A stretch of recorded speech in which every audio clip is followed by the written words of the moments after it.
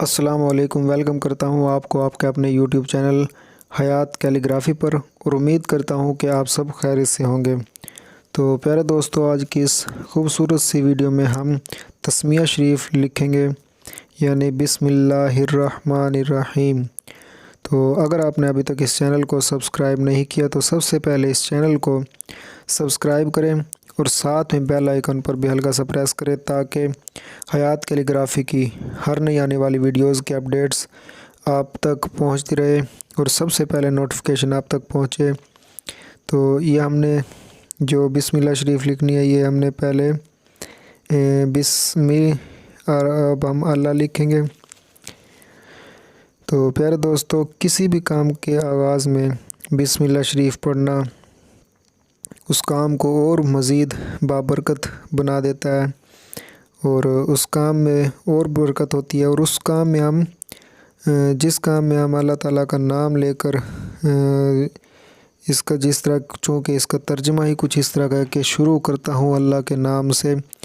یعنی اللہ کے نام سے جو کام شروع ہو تو یقیناً اس کام کی برکتیں، اس کام کی فضیلتیں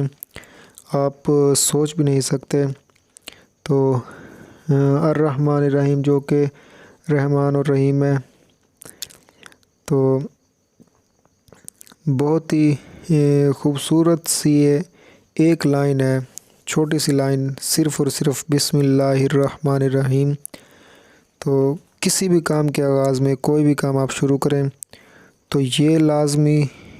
پڑھا کریں، اور یہ اپنے یوں کہہ لیں کہ زندگی کا ایک یہ چیز آپ یہ ایک مقصد بنا لیں کہ کچھ بھی آپ کام شروع کریں تو اس سے پہلے آپ